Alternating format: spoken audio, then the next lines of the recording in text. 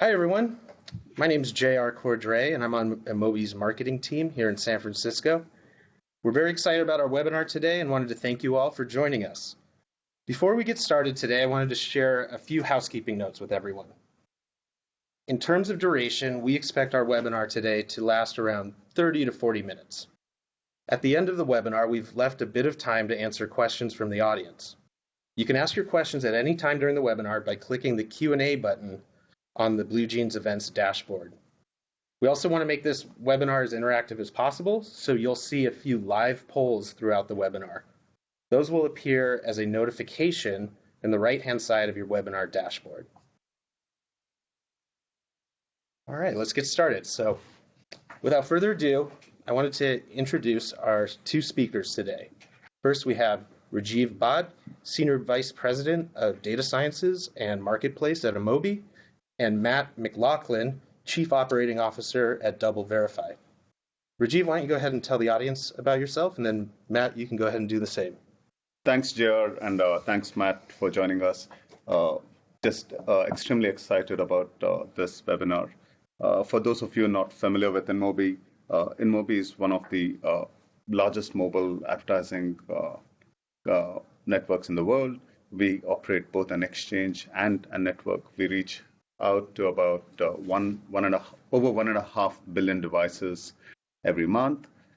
We operate in most large markets all over the world, and largely are focused on in-app mobile inventory. So we're 100% mobile, and almost all of it is in-app. And we work with several large brands through our programmatic marketplace. And Matt, would love to hear from you. Yeah, thanks, Rajiv. Good afternoon, everybody. For those of you on the East Coast like myself, good morning. For those on the West Coast, I'm Matt McLaughlin, and for the last 8 years as COO of DoubleVerify, I've run our product and engineering. For those of you who might not know DoubleVerify, we are the leading independent provider of digital media authentication. In that role, we really serve as a trusted third party, and DoubleVerify has helped hundreds of Fortune 500 companies achieve the clarity and confidence in their digital media investment by providing them media authentication services across fraud, brand safety, viewability, and other metrics. Great, thanks, Matt. So jumping right in, current state of brand safety. So what does brand safety mean today?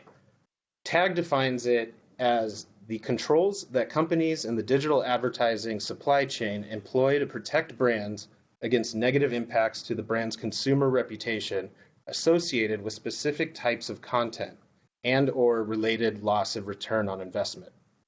So Rajiv, Matt, would you guys agree with that? Do you have anything to add? I think that's a great definition, JR.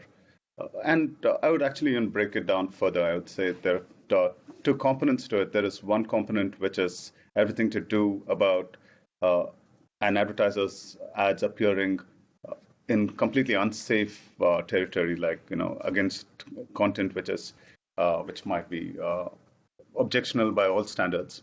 And then there is a second component to it, which is where an advertiser's ads might be appearing in a context which might not be suitable, and that is a little more difficult. It might be more dilutive to the brand, might make the brand equity weaker. And I think this definition captures both, and I think makes sense. Yeah, I agree, Rajiv. I think this is a great general definition, but the reality of what we see in the market and what we encourage is that every company must take the steps internally to make brand safety their own. Every brand has their own unique positioning, their own target audience, their own set of brand values, and really the brand safety protections that they enable should be reflective of all of that. So while we certainly can come up with sort of a generic definition of brand safety as a practice, what's really critical is that every company address how they're going to implement protection that's in line, with their own products and positioning.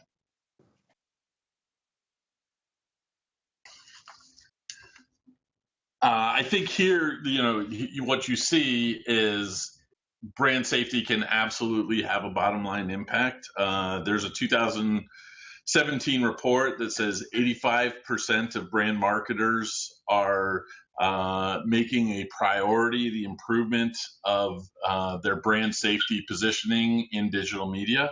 And why are they doing this? This isn't simply an issue about the performance of their ad spend. This is a much broader issue.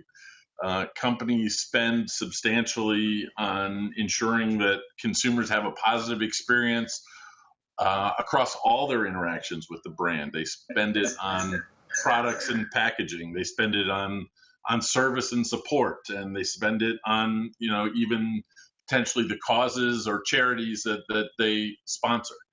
And every time there's a poor online ad placement that is not aligned with the brand positioning, yes, absolutely, it wastes part of the media spend, but it also damages at that brand equity that they're trying to build up through their entire product and service portfolio.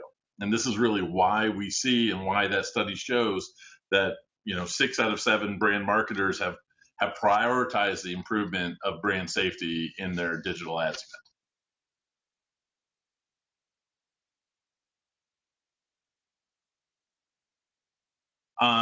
So, in terms of the threat, I think on a broader stage, we want, and I'm sure everyone's here, I can see from the poll that, there's a lot of sell side and ad network participants here.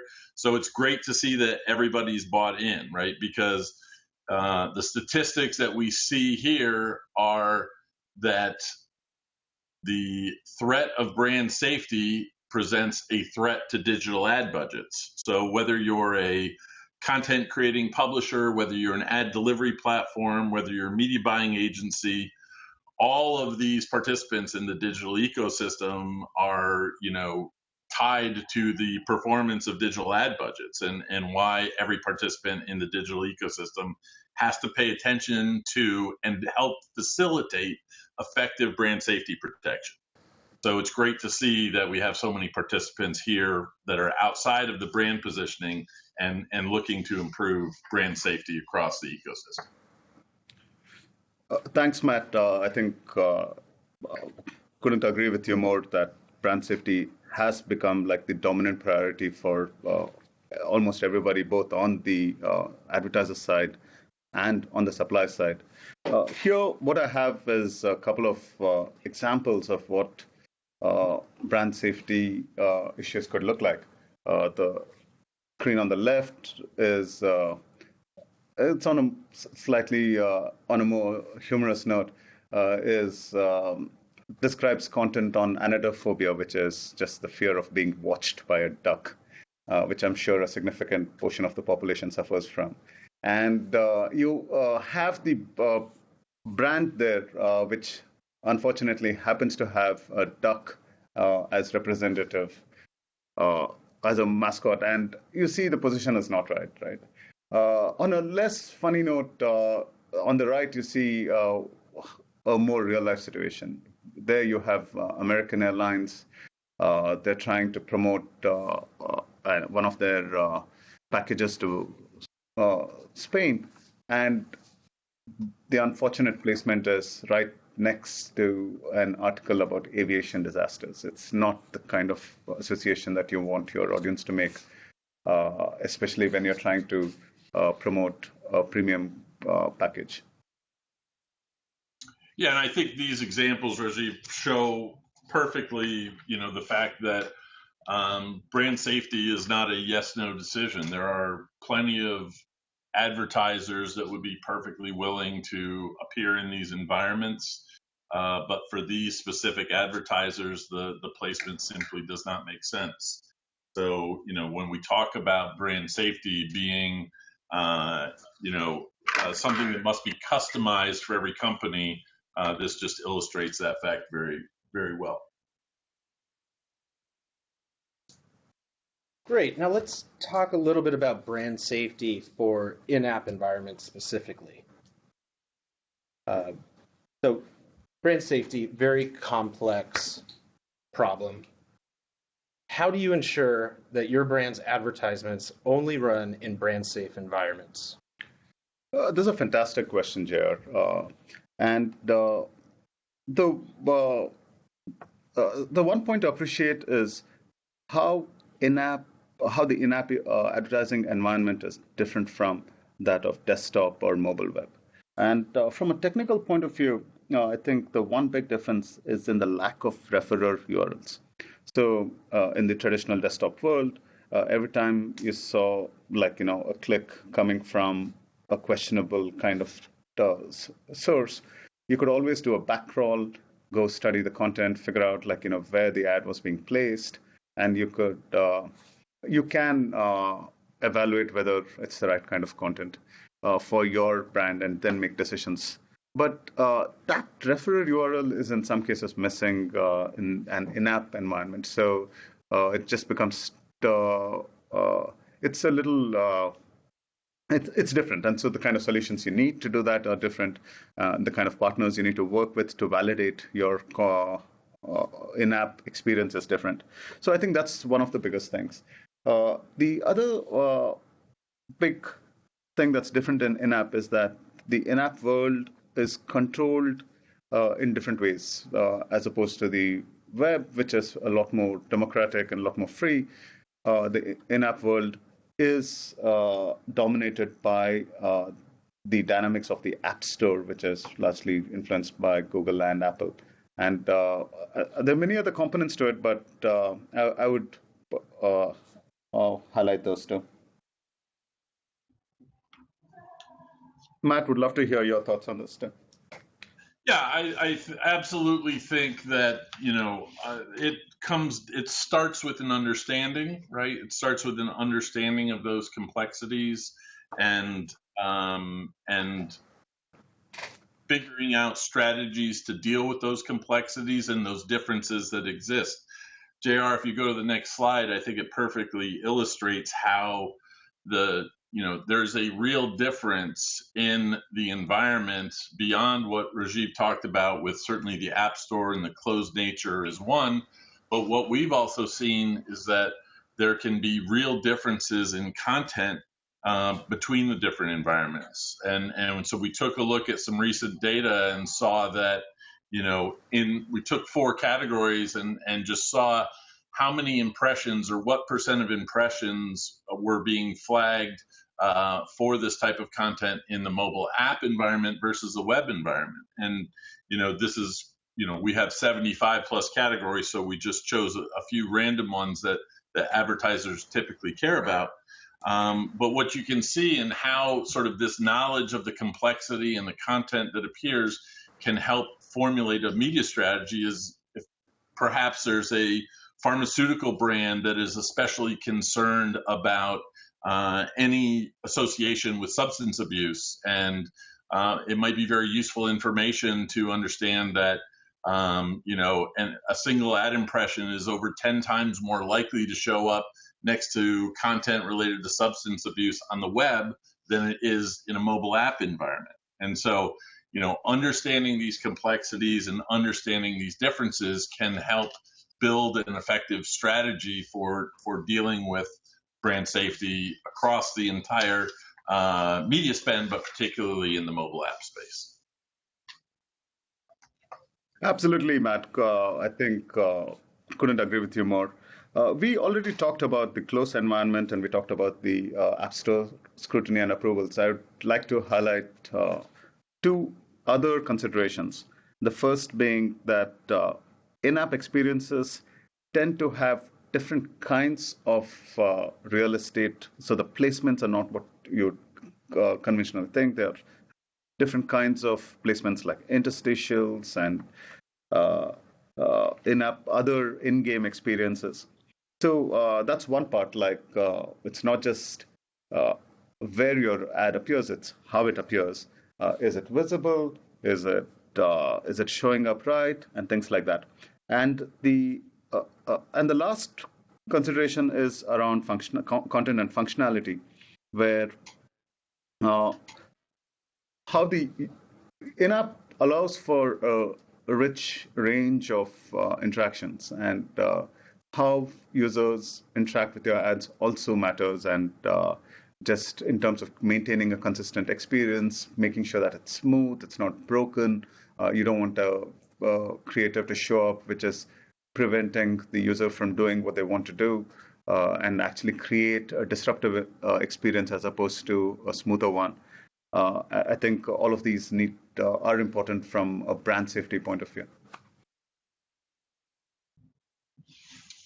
So thanks, Rajiv. I think now I'm going to talk through from DoubleVerify's perspective, sort of specific to mobile app space, how to think about brand safety, how to think about effective brand safety. And we really break it down into three key steps. At the initial level, the first step of determining where an ad is running is really the foundation of effective brand safety protection. If you don't know where the ad is running, then you really have no data to decision off of when making a brand safety decision. I mean, it might be very obvious, right? But if I can't distinguish if the ad is running in Angry Birds or if it's running in Hempire, which is a marijuana growing strategy game, if I can't make that distinction when the ad is running, then there's really no way for me to conduct effective brand safety. And unfortunately, this critical step is probably the most often overlooked step. I wish more companies would ask their providers or ask their media partners, how do you determine where my ad is running? It's a very difficult and complex technical question in the mobile app environment. A company such as InMobi that has direct relationships with ad publishers and has their SDKs installed inside of apps themselves probably has the direct access they need to determine. But if you're an advertiser or you don't have a direct relationship and you're being sold your mobile ad impressions programmatically or through a network, and then oftentimes it can be very, very difficult to independently and accurately assess what mobile app the ad is running in. And we're obviously happy to talk to any partner or company that is interested in learning more about how we do that. But at the foundational level, we're just trying for education to get more companies in the ecosystem to ask, how do you figure out where my ad is running when you make a brand safety decision? Absolutely, Matt. Couldn't agree with you more on this. In fact, one thing that's very important for us at InMobi is, like you mentioned, we directly work with a large number of publishers, and it is important for us to make sure that these apps are what they purport to be. Like they are indeed they indeed represent the properties that the ads are showing up on, and this plays also a big part in ensuring that the ads are really running where the advertiser thinks it's running. Great. So the second step, once I've figured out where the ad is running, then the question is, in the mobile app space, what are the important elements? What are the important pieces of information that a brand wants to make a decision off of? The most primitive form that's utilized is something like an app whitelist or blacklist that says, I want to run in these apps, I don't want to run in those apps. But it goes much further beyond that into things like, do I have an accurate content classification of the app or the content that my ad's appearing next to? Do I understand how users view the app in terms of the user ratings? Is there a certain age restriction on the content in the app, or even what store category is it in, right? So an example of this and how these things are used might be, we've seen cases where an app changes their privacy practices, or it comes to light that they're misusing consumer information. And a lot of times what happens is consumers express their discontent by recording negative reviews in the App Store, and that shows up in the user reviews. And that's one of the reasons that we give brands the opportunity to make decisions off of something like the user reviews, because they can be reflective of consumer sentiment of the environment that the ad is appearing in. Absolutely, Matt. In an earlier conversation, you had mentioned some of the exciting work that you guys have been doing about uh, being very proactive about understanding the fast-changing content within an app where the ads are showing up. Would love to hear a couple of lines on that too. Yeah. Sure. I think we have a later slide that talks about how we dig deep into some of the classifications, but we're maniacal about ensuring that our content analysis is accurate. We review fast-changing content as frequently as every 15 minutes. If you think about content areas like news homepages, and you think about the events that are taking place today with congressional testimony and the stories that are coming out, we really have to have a focus on continuously evaluating and reevaluating content that's dynamic. And the same is true, as I mentioned, with things like user reviews, because if something comes to light in the public about the way an app is protecting its customers and its customers' privacy, that information can be very dynamic and change as well. And if you're not continuously evaluating it, then you're not providing appropriate brand safety protection.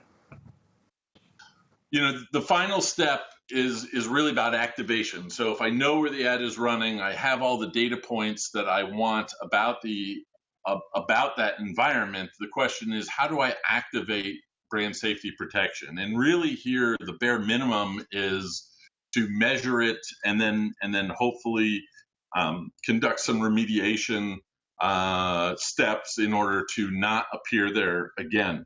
Unfortunately, this step is generally retroactive and occurs after the fact. Brand equity can still be damaged because the consumer is exposed to the ad in the negative environment before it shows up in reporting.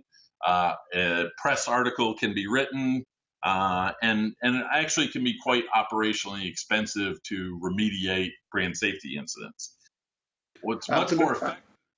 Sorry, Rajiv. What I was going to say is what's much more effective that we've seen is mobile app blocking, which is essentially when that's deployed in real time, a third-party vendor is evaluating the specific environment the ad's about to be delivered into alongside the advertiser standards and preventing the ad from actually being rendered into the mobile app. And that ensures not only that you don't damage brand equity with poor placements, but it's also operationally much more efficient because the buyer's ad server never records an ad impression because the creative never serves. And if you can do that in display and video, then you're never going to get charged for those types of impressions. Absolutely, Matt. And from the InMobi perspective, we adopt a three-pronged strategy here. The three things that we care about would be just speed, activate the safety as soon as possible. Comprehensiveness, make sure, just like you mentioned, Matt, it's super important that it gets shut down everywhere right away. And the third one is around communication, making sure that there's a very fast understanding of the incident. There's an incident report. We know what are the actions that are being taken to prevent for damage control, and what steps are being put in place to make sure that doesn't happen again. So just like everybody in the room, we take this extremely seriously and just something very important for us. Great. Thanks, you guys. Now, shifting a little bit, let's look towards the future. What kinds of innovations are happening right now to address these concerns like brand safety and fraud? Rajiv, do you want to go first? Sure. Thanks, JR. So we at InMobi, we have adopted two-pronged strategy here on brand safety. The first is everything to do with requests and renders. So there The three things that we want to focus on are: one, we want to make sure that properties are the properties that they claim to be. So we want to prevent things like site subletting, making sure the inventory is transparent, making sure we're having relationships directly with publishers. In addition to that, the two other components of the request and render side strategy is: one is we want to make sure that we're dynamically looking at request volumes and velocity patterns to make sure that there are no anomalies. There is so that our systems can react in near real time to any kind of uh, suspicious kinds of traffic or incidents that could potentially be brand unsafe. And the last bit is around making sure that uh, ads are viewable, they are being shown where they should be shown. They're being shown in the format that they should be shown. They're being shown in the right, without being distorted and things like that. Where we partner with the whole range of great third-party partner providers who provide viewability solutions. So that's on the request and render side.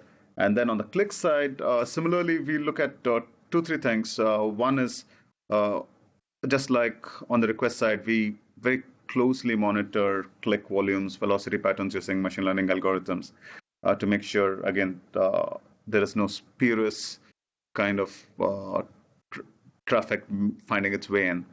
The second thing we do is we leverage our SDK a fair bit to make sure that all the traffic that we're getting, all the user response that we are generating is consistent with what we expect to see with the SDK. And then the third thing we do is also make sure that, given that there's a lot of user spoofing happening, we want to make sure that these are real devices that are actually belonging to users that are generating these responses to these advertisements, and it's not just a bot clicking on ads. So we want to make sure that that's weeded out right away. So in terms of a commitment to brand safety, the kind of things that we are aiming for, and in some cases are happy with where we are, is one, we want to make sure that our inventory is 100% transparent, so our buyers know where their ads are showing up. Two, we want to make sure that 100% of our inventory is coming from publishers with whom we have direct relationships and with where we have our SDK in place. We've invested quite heavily from a machine learning AI point of view to find, and we'll talk about that later, to find new innovative solutions to catch fraud even before it happens in some cases. Then we also have committed quite strongly to get third-party verification of a lot of our efforts, so that there is transparency in terms of our efforts, in terms of the kind of scoring that we have in place for invalid traffic, for fraud, anti-fraud certification, pre-bid IVT. And the last couple of things that we work on is: one is to make sure that we have direct integrations with our attribution partners. This helps us ensure that the kind of campaign performance that we see is measured well, is correct, and it's clean. And the last one is around just making sure we have very strict content guidelines. So we have content guidelines which get renewed which are put out every month. We make sure that no exceptions are made to those content guidelines unless we're changing the content guidelines itself. And this is a process that's been running at InMobi for over 5 years now. It's just helped us refine our thinking on what is okay, what is not, and what is okay in different markets, and just help promote a safe environment for brands. Great. Thanks, Rajiv. from DoubleVerify's perspective, I think I want to talk just briefly about a couple specific innovations in the mobile app space. The first thing to talk about here is we really consider the mobile app space unique. You see in the gray boxes the set of brand safety controls that we deploy generally universally in pre-bid and post-bid. That we offer, no matter what type of inventory is running, whether it's web or desktop or social. But what we recognized as we entered into the mobile app space was that there was a set of unique signals that brands cared about that they wanted to integrate into their brand safety protection. And so we introduced these new things. I've talked about several of them already, like the age rating and the user reviews. But the one I'm going to talk about in a little bit more detail is actually on the next slide, which is the enhanced app classification, right? And what we've seen in the marketplace and what we've deployed is that there's a real need for granular classification in app. In many cases, we utilize standard app classification, and standard apps are mobile applications that really have homogeneous content. If I know the app that my ad's appearing in, then as a brand, I generally know the environment that my ad is going to be served into, right? If I'm inside of a navigation app, then I know the type of content, no matter who the user is or what time of day it is or what the impression is, right?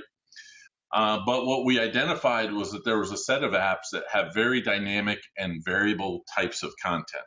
And we deployed a solution for enhanced app classification that uses really specialized evaluation code that identifies not only the app that the ad is appearing in, but also the specific content where it's being rendered, right? And that gives the brand a more complete picture of brand safety.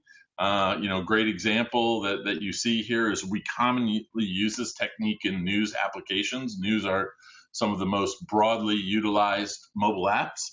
And, if we were to apply a standard app classification technique in a news environment, then the brand would have to make a decision about yes or no, do I want to appear in CNN app, right? But by using enhanced app classification, and we have hundreds of these apps, we can actually determine that an individual impression is getting rendered next to content that might contain violence or content that is innocuous from a news perspective. And this really helps open up inventory while also enabling protection in these types of apps that have variable content depending on the user and the time of day and the events of the day. And on the next slide, in terms of innovation, we continue to focus on the use of artificial intelligence and machine learning. And that really is important in the mobile app space for two primary reasons. One is the identification challenge, that first step in brand safety of identifying where the ad is running, is really a critical and difficult challenge based on the way ads are served in the ecosystem. We use machine learning to effectively and continuously improve our identification, collect data points of known ad renders, and use that to continue to evaluate how we can better identify where ads are appearing. And then we also use a lot of machine learning in our content classification, continuously analyzing new content, building models that are specific to the mobile app space and mobile app content, and how it differs from web content is an important way that we use these tools to improve our service. Thanks, Matt. We mentioned earlier about how, and I'm sure it's quite familiar to the audience, that combating fraud and ensuring brand safety is a bit like whack-a-mole. Like, you shut one thing down, something else comes up, and it's really quite difficult to always be on to uh, always block fraud ahead of the event, or and what if we could uh, detect fraud even before it happens? What if we train for new kinds of brand safety issues even before they occur? And this is what we have here is some of the work that InMobi has done on this front. And in particular, what we have is a new form of technology in AI called GANs, or which stands for Generative Adversarial Networks.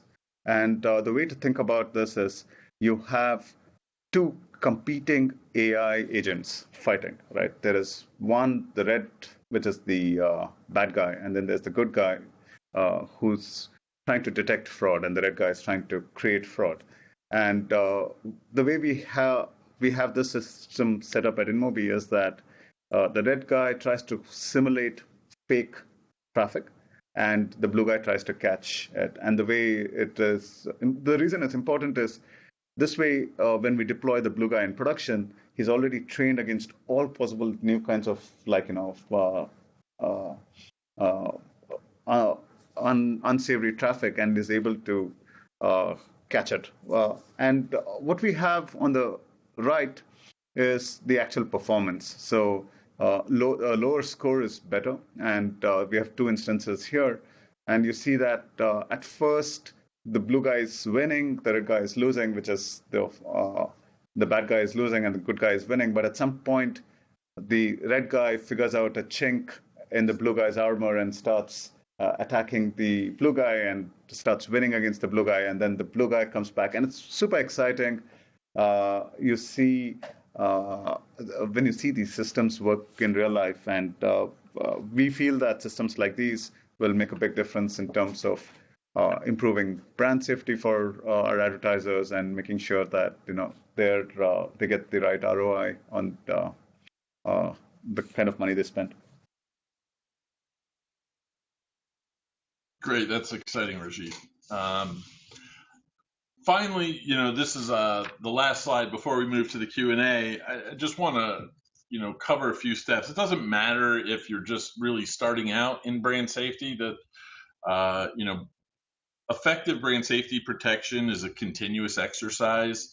It's not something that you can just do once and then forget about it. It requires continuously reevaluating several of these steps. So some of these things that we think about include making sure you're investing in really defining what brand safety means for your company and your brand, ensuring you're working with reputable partners to find high quality premium inventory, enabling protective controls at every step in the media buying process to include, pre-bid avoidance of off-brand content, real-time post-bid blocking, and then measurement as well. And then taking those insights, the things that Rajiv mentioned that InMobi's doing is taking that data, using those insights to course correct and adjust. And then finally, make sure that you're leveraging objective third-party providers. Independent data from accredited vendors that do not have that aren't part of the media transaction is really the only way to ensure that incentives are aligned and that there's no benefit related to the media transaction that might be skewing the results. So it's really critical to leverage that third party independent solutions. Great, thanks, Matt, and thanks, Rajiv. This brings us to the Q&A portion of the webinar. I think we're running a little over time, so I think we try to get to 2 or 3 questions. Looking at the question panel, looks like the top question is, this is from Anonymous, can you list the top pain points of brand safety and fraud solutions on mobile as opposed to desktop? Sure, I could start there and say from our perspective, from our customer perspective, what we've seen in the market, the top pain points are exactly the ones I mentioned, which is one, do you have a solution that can truly independently identify the environment, the context in which my ad is running? You're not just taking the auction data to figure out which app it's in? Can you tell me very specifically and independently where my ads are running? And then the second big pain point is, how can you help me prevent my ad from showing there? Can you block it in real time? Do you have targeting solutions that allow me to avoid this? Because you might be able to tell me where the ad is appearing and that it was not brand safe, but it takes a lot of work and a lot of pain for me to cut that out. And a lot of times that, devolves into a blame game. And so prevention is by far the most operationally efficient and effective solution for protecting brand equity. Absolutely, Matt. Completely agree with you on that. The one other subtle component I would add here is to think about attribution, especially when you're driving brand performance campaigns. Attribution in mobile is a lot trickier than desktop. And if you don't have that figured out, you could very easily put yourself in a situation where you're spending disproportionate amounts of your budget in channels where you should not be. And so that's another point I would add there. All right, looks like the next question another anonymous question. What is the biggest mistake an advertiser can make when evaluating their brand safety coverage?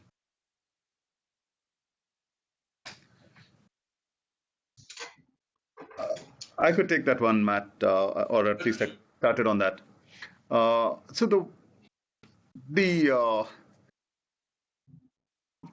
when advertisers are evaluating how their ad really showed up in an in-app environment, I think the biggest problem is assuming that what they see is what the consumer is seeing. I think that's the biggest kind of misconception that someone can have with this, because everybody sees such different content, everybody has such different experiences. So I would say that's the single biggest thing that advertisers need to watch out for, which is how do you ensure that your users are seeing ads in the way that you think they are?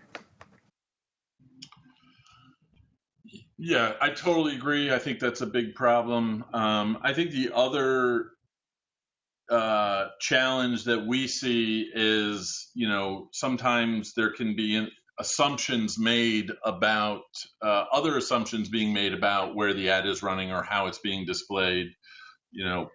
Sometimes buyers make an assumption that a direct buy or a programmatic guaranteed buy is 100% brand safe because they know the site that the ad is going to run on.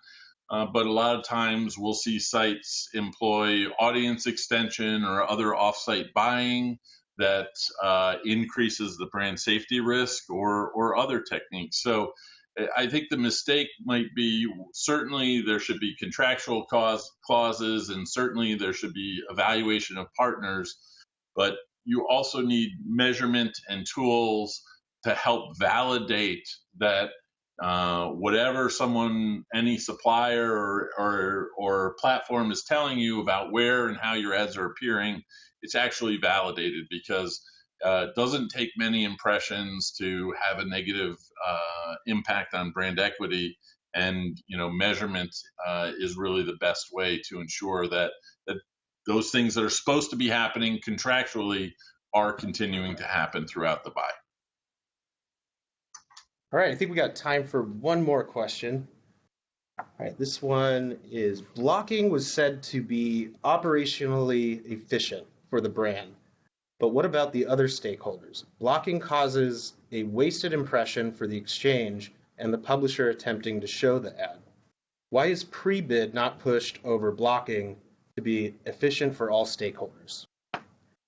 Yeah, so I'll take this one. I think that's an excellent question. The reason pre-bid is absolutely incredibly efficient, but the challenge associated with pre-bid is pre-bid can only operate off of the information available in the auction. And the auction information is often incorrect or blinded and doesn't represent the actual context that the ad is being delivered into. So pre-bid is a very efficient solution when the auction data is correct, which it is not always. And also pre-bid is not available on direct buys or network buys where they're not using a buying platform that has pre-bid targeting. So that's really why we focus on blocking as being a necessary part of brand safety protection, because it's really the last opportunity to directly evaluate where the ad is being displayed before it's rendered. We understand the pain point associated with wasted impressions. At Double Verify, we offer the opportunity to media platforms and publishers to actually return an impression that is being blocked back to the seller. Whoever that seller is that the buyer has contracted with, we have the ability to return that impression opportunity back to the seller so that they can monetize it. Now, not everyone takes advantage of that, but we do understand the importance in providing tools to make sure that impressions are not wasted. Great, thanks, Matt. Fortunately, we are out of time. We have about 30 unanswered questions in the Q&A queue, so apologies to everyone who answered a question that we couldn't get to today.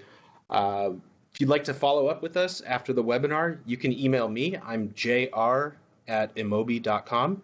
I'd be happy to help get you an answer, direct you to the right person. Just as an FYI, a full recording of this webinar will be shared after the event. And thanks everyone again for joining us today. And Rajiv and Matt, our speakers, thanks so much. Thanks, JR. Thanks, Matt. It's been such a pleasure. Thanks very much, everyone.